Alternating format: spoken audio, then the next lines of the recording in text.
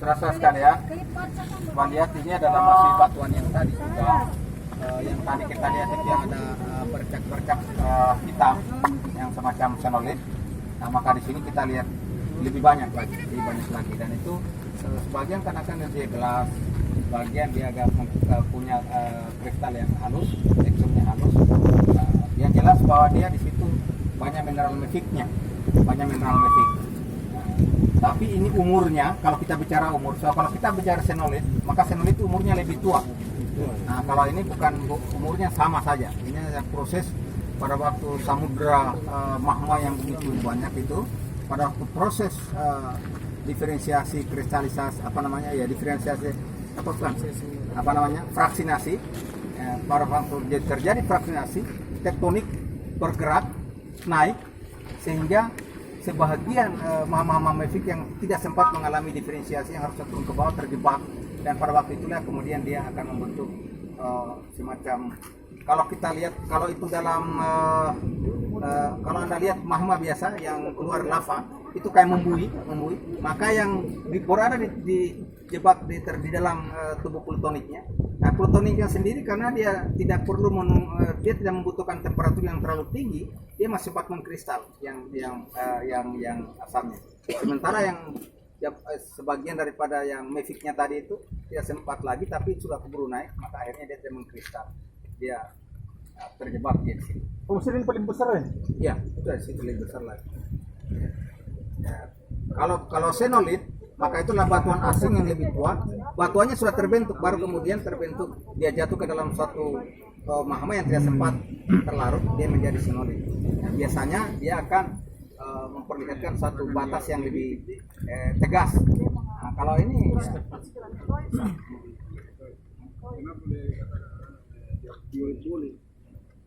jadi itu yang terjadi pada batuan pluton seperti ini. Apakah semua? Tidak. Ini hanya terjadi pada daerah yang tektoniknya cepat, ekshumasinya cepat. Di daerah-daerah yang tidak mengalami proses tektonik yang ekshumasi cepat, dia akan normal. Tapi kapan ada begini menunjukkan bahwa terjadi proses ekshumasi yang sangat cepat pada waktu proses pembentukan pluton tadi. Kemudian diferensiasi kristalisasinya. Ya, pada waktu diferensiasi kristalisasi itu dia tidak sempat terjebak. Kan harusnya kan dia ke bawah dulu dia ke bawah ke mantel atmosfer. Di sebab magma itu kan tergenerasi pada uppermost mantel, tapi kan lama-lama yang bagian atas dia akan asam, bagian bawah dia terpisah. Nah, kalau ini tektonik terjadi kuat, ada semacam plam, disebut dengan plam tektonik itu, maka dia naik cepat sekali, kejebak dia tidak sempat memisahkan diri, akhirnya terbawa. Nah, tapi karena ini juga belum dia dingin, ya tetap dia mengumpul. Nah, kenapa? Karena dia pertama yang mendapatkan silika. Nah, dia yang merebut duluan silika. Dia jadi makanya ada mineral-mineral yang sifatnya dark silika, dia ngumpul terjebak dikelilingi oleh yang masih dalam bentuk larutan. Nah, akhirnya tapi mereka kemudian mengalami kristalisasi belakangan. Satu kali, tapi ini kan prosesnya jutaan, bahkan mungkin satuan juta. Satu sumber ya. Jadi magma plutonik itu pembekuannya atau dinginnya saja jutaan, sangat lama sekali. Kita menemukan manifestasi air panas bisa saja di bawah sebenarnya tinggal batuan plutoniknya, bukan lagi tidak ada hubungan magma dalam sekali magma. Kalau pada daerah katakanlah di kerak kontinen yang paling tipis itu kan sekitar 27-26 km pada daerah-daerah aktif margin. Itu dalam sekali kan, sementara magma kadang-kadang tergenerasi mungkin kedalamannya magma mungkin sekitar 6 km kan, sekitar 6 km. Sementara manifestasi panas bumi ataupun kalau orang mengubur panas bumi kan paling dalam 3 kilo lebih. Paling dalam 3 kilo lebih pemburuan panas bumi. Jadi panas itu bukan panas magma langsung, tapi panas yang terjadi pada batuan, dan batuan memanasi reservoir, dan reservoir yang ada air tadi menghasilkan uap panas naik keluar ke permukaan menjadi manifestasi dalam bentuk mata air panas atau fumarola solfatara. Seperti itu. Bukan magmanya yang langsung, enggak. Mungkin magmanya sudah mati. Jadi itu silakan. Ini sebenarnya banyak tempat ini, nanti kita bisa jalan-jalan kaki saja kita di sekitar sini kita amati. Kita bisa amati. Dan sepanjang sekian ini kita akan dapatkan batuan kecuali sana nanti akan kontak dengan tukang ini. Tidak usah ambil sampel foto-foto. Sekarang kalau mau ambil foto-foto untuk proses silakan. Hah?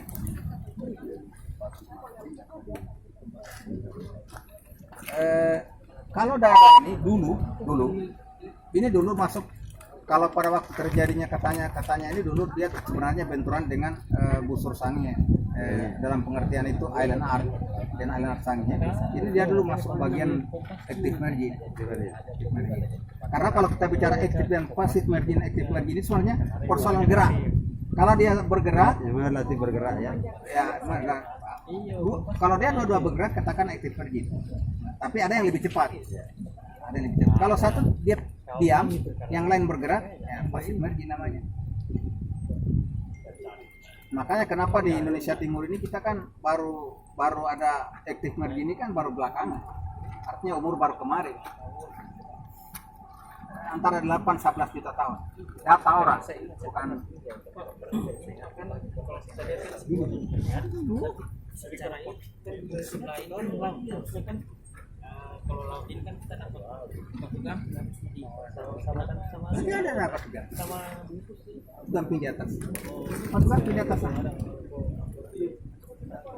Nah, dengan kita menemukan batuan-batuan politik di sepanjang ini, sebetulnya tanda tanya yang ada di Teluk Gorontalo ini. Apakah dia basement di sana ini adalah oseanik atau basementnya adalah kontinen? Kalau kontinen ya sangat mungkin ada cekungan minyak bumi, ada cekungan sedimen untuk lapangan minyak. Dan itu sekarang yang menjadi diskusi terus Pertamina dan juga ITB berapa kali mereka melakukan seismik. Nanti kalau ya kita karena kita tidak ke Manado ini hanya di sini, jadi kita tidak dapatkan itu yang saya katakan batuan sedimen formasi balantak atau formasi apa saya lupa namanya. Yang lokasi tipenya di sana di sebelah tengah. Kita temukan juga di sini. Itu kan tarafnya sebelah utara daripada dengan utara ini. Yang ke arah Buroko.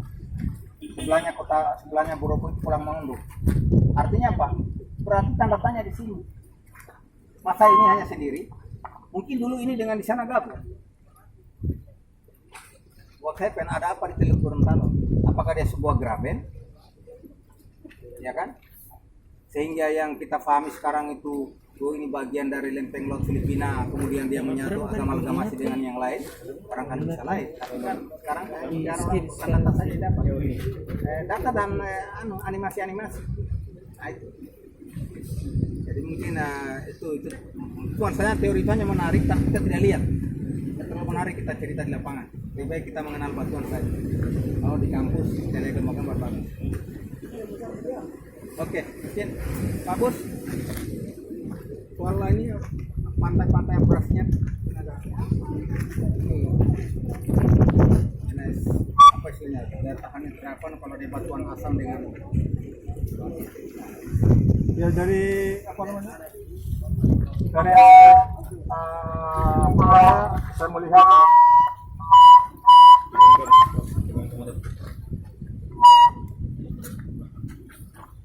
Halo. Halo.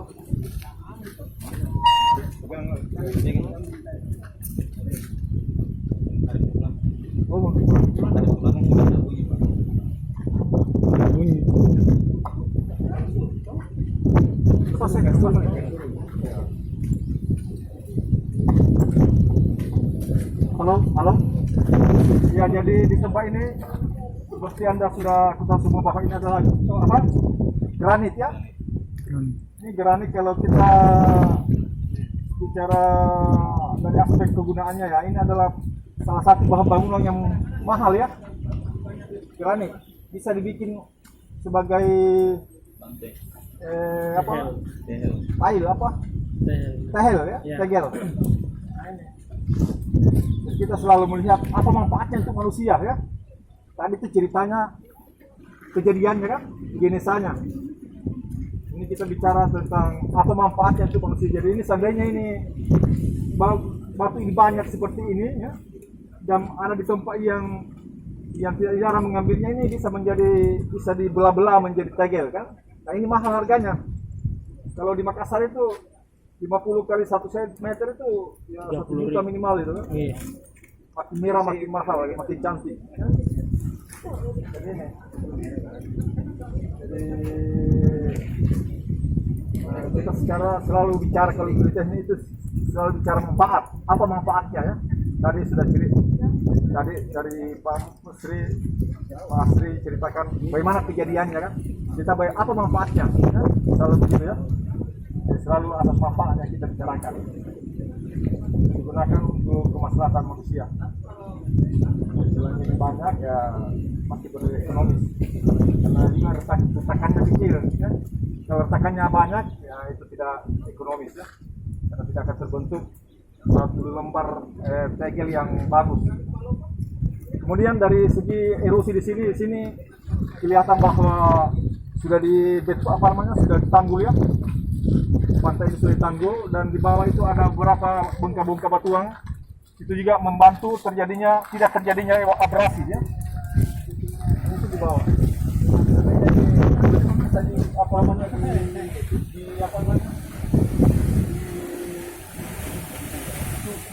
di depan pantai ya, ini akan tidak terjadinya abrasi ya.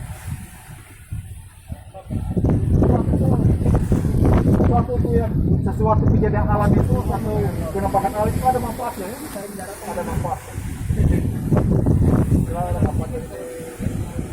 Dalam Al-Quran kita membaca di surat Al-Imran itu ayat 191 surat itu ada manfaatnya. Itu bumi tidak diciptakan sia-sia ya. Seperti itu dikatakan. Waktu dia sesuatu itu ada manfaatnya. Jadi di bumi ini tidak ada disebut ulang ya. Semua jadi aku Allah dan itu ada dalam Al-Quran hadis Nabi sallallahu alaihi wasallam. Kita manusia ini hanya mempelajari kenapa demikian kan? Bagaimana kejadiannya, tapi itu semua diciptakan tanpa ada tujuan ya, semua ada tujuan. Apakah dari segi keindahan atau dari segi sebagai material yang bisa digunakan untuk kemaslahatan manusia itu semua ada gunanya. Di sini pantai ini indah ya, banyak bongkah-bongkah batuan. Jadi kalau anda ke pantai yang